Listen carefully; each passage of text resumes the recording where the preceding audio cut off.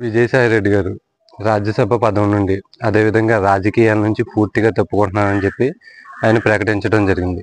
ఆయన ప్రకటించిన తర్వాత నుంచి చాలా మందిలో అనేక అనుమానాలు వ్యక్తమవుతున్నాయి. అసలు ఈయన ఎందుకు ఇంత సడన్గా ఈ డిసిజన్ తీసుకున్నాడు?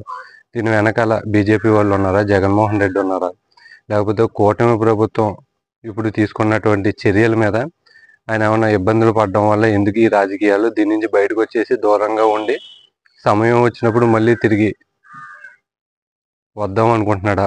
అనేక విధాలుగా ఆలోచిస్తున్నారు. యాక్చువల్గా మన ఎనాలిసిస్ ప్రకారం అయితే ప్రస్తుతం వైసీపీలో విజయసాయిరెడ్డి గారికి ఉన్నటువంటి స్థానం గతంలో కంటే చాలా చీప్గా అయిపోయింది. లిటరల్గా చెప్పుకోవాలంటే చాలా చీప్గా అయిపోయింది. వైసీపీ అధికారంలోకి రాకముందు జగన్మోహన్ రెడ్డి గారు, విజయసాయిరెడ్డి గారు వీళ్ళిద్దరూ మొత్తం ఆ పార్టీలో రాజకీయం అంతా చేసేవారు. ఒక రకంగా చెప్పుకోవాలంటే జగన్మోహన్ రెడ్డి గారి తర్వాత విజయసాయిరెడ్డి గారే అన్నట్టు ఉండేది ఆ పార్టీ. ఆ తర్వాత అధికారంలోకి వచ్చిన తర్వాత కొన్నాళ్ళు వీళ్ళిద్దరూ అదే విధంగా సన్నిహితంగా ఉన్నారు. చట్టాపట్టాలు వేసుకుని తిరగడం కూడా జరిగింది. ఆ తర్వాత అధికారంలోకి వచ్చిన కొంతకాలం తర్వాత విజయసాయిరెడ్డి గారిని జగన్మోహన్ రెడ్డి గారు పక్కన పెట్టడం జరిగింది. ఈవెన్ సజ్జల రామకృష్ణారెడ్డి గారికి ఉన్నటువంటి అధికారం కూడా ఇప్పుడు విజయసాయిరెడ్డి గారికి ఆ పార్టీలో లేదు. జగన్మోహన్ రెడ్డి గారు అంత దూరంగా ఆయన పెట్టడం జరిగింది. ఓడిపోయిన తర్వాత బయటకు వచ్చి కూటమి ప్రభుత్వాన్ని అనేక రకాలుగా విమర్శలు చేశారు విజయసాయిరెడ్డి గారు.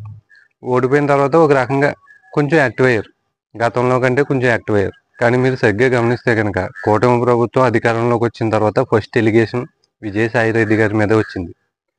దేవాదాయ శాఖలో పనిచేసే శాంతి అనే మహిళతో ఈయనకి ఏదో సంబంధాలు ఉన్నాయని చెప్పి స్వయంగా ఆ శాంతి హస్బెండే మీడియా ముఖంగా మాట్లాడడం జరిగింది. ఆ విషయంలో విజయసాయిరెడ్డి గారు చాలా దారుణంగా ఇరుక్కున్నారు. దాని మీద ఏదో సంజాయిషి ఇచ్చుకున్నారో మీడియా మీద గట్టిగా భయోభయం అని చెప్పి ఆడవటం జరిగింది. అది పెద్ద చర్చనీయాంశం అయింది కూటమి ప్రభుత్వం వచ్చిన తర్వాత.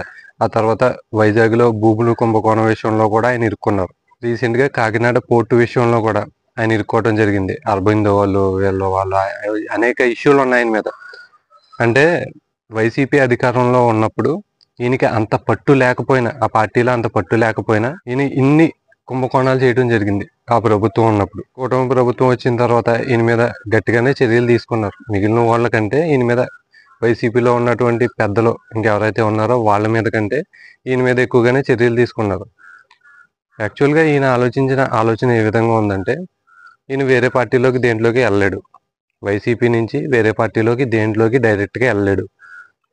ప్రస్తుతానికి సైలెంట్ అయిపోయి రాజకీయాల నుంచి పక్క వెళ్ళిపోతున్నానని చెప్పి బయటకు వచ్చేసి, కేంద్రంలో ఈయనకి ఎలాగైనా పట్టు ఉంది, ఎంతో కొంత పలుకుబడి ఉంది, ఈయనకి సైలెంట్గా బయటకు వచ్చేసాడు.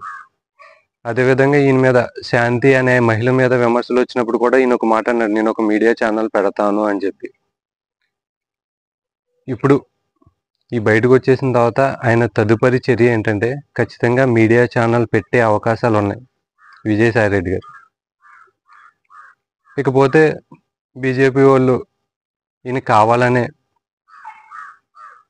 రాజ్యసభ సభ్యత్వం నుంచి పక్కకు తొలగించేటట్టు చేశారు అని చెప్పి అనుకోవడం జరుగుతుంది. ఎట్టి పరిస్థితుల్లోని బీజేపీ వాళ్ళు ప్రస్తుతం ఉన్న సిచ్యువేషన్ ప్రకారం వైసీపీ జోలికి వెళ్ళరు. వైసీపీతో మంతనాలు చేసినప్పటికీ ఒక పాములా వాడుకుంటారు తప్ప వాళ్ళతో కలిసే ప్రయత్నం చేయరు. ప్రస్తుతానికి బీజేపీ వాళ్ళ టార్గెట్ అంతా జనసేన మీద.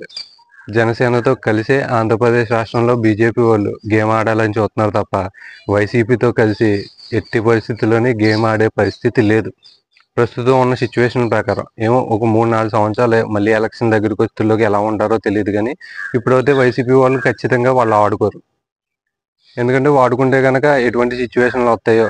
తెలుగుదేశం పార్టీ ఏమి చిన్న పార్టీ కదా, చంద్రబాబు నాయుడు గారు ఏమి చిన్న పాము ఏం కాదు, ఆయన గట్టిగా ముట్టికాయలు వేసే అవకాశం ఉంటుంది. ఇప్పుడు కేంద్రంలో ప్రభుత్వం ఉండాలన్నా లేకపోతే కూలిపోవాలన్నా టీడీపీ వాళ్ళు ఖచ్చితంగా వాళ్ళు తీసుకునే డిసిషన్ మీద ఉంటాయి. అందుకని వాళ్ళ జోలికి ఎట్టి పరిస్థితుల్లోనూ వెళ్ళరు.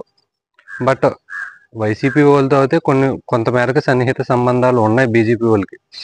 అది ఎప్పుడు అలా కంటిన్యూ చేస్తారు. కానీ అవసరానికి వాడుకుందాం అన్నట్టు ఎవడన్నా ఉంటే కనుక వాడిని పూర్తిగా పక్కకు గెంటారు, అలా పెట్టుకుని ఉంచుకుంటారు అవసరం వచ్చినప్పుడు వాడుకుందాం అని చెప్పి. విజయసాయి రెడ్డి గారికి సంబంధించిన ఇష్యూలో అయితే బీజేపీ వాళ్ళ ఇన్వాల్వ్మెంట్ లేదనే నేను అనుకుంటున్నాను. మ్యాక్సిమం లేదు. బట్ ఆయన వేరే పార్టీలోకి చేంజ్ అవ్వాలన్నా, లేకపోతే రాజకీయ ఒత్తిళ్లు ఎదుర్కోవాలన్నా ఆయన ఇప్పుడు సైలెంట్ అయిపోవడం మంచిది అని చెప్పి ఆయన డెసిజన్ తీసుకున్నట్టు తెలుస్తుంది.